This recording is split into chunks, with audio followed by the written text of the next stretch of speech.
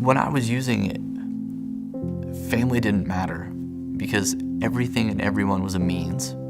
You hurt the people that you love the most because you know that they're the ones that will forgive you the longest. I always think about these moments of clarity like that I would have in the midst of my addiction. I would think about times where I would be in a hotel room with drug dealers and guns and prostitutes and needles and be like, man, if my mom could see me now, like how am I even in this situation? Yet here I am. It destroyed my family.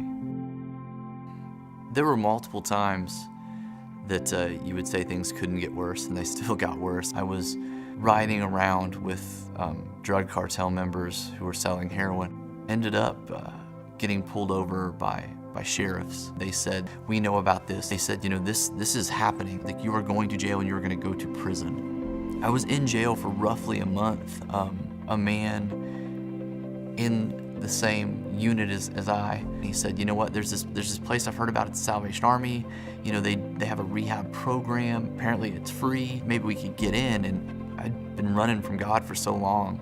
I felt convicted for the first time in a long time. I prayed in jail and I said, you know, I don't know if this is what I'm supposed to do, but if this is where you want to put me, then I will give it my best shot. The next day, they called me out of my cell and told me that the Salvation Army was open, and if I wanted to go, that I could. As soon as I walked in the door, I knew things were different. It was warm and inviting.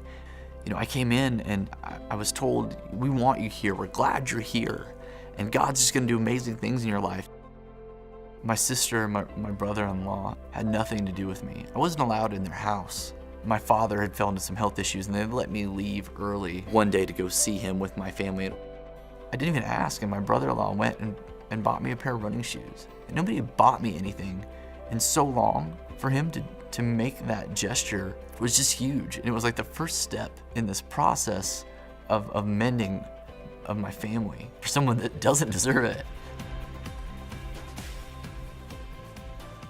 You know, it's just awesome. It's just amazing what this place does. I was worthless to society. I should have been in prison.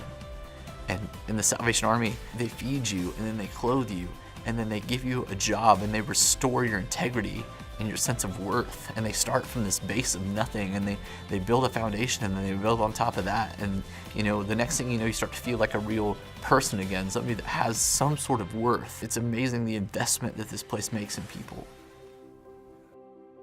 I've been sober for over 4 years. One of the biggest changes in my life has been the smallest changes in perception. I try not to have problems. I try to have opportunities. I don't have to go to work. I get to go to work. I have an amazing wife. She's the most amazing person I've ever met. You know, every day, every moment with my wife, I know I shouldn't have. I wouldn't be alive if it weren't for the Salvation Army. For this program, for the Salvation Army ARC, restoring lives is possible. I know firsthand that it's possible to change a life because mine was changed. Nothing is impossible if you think possible.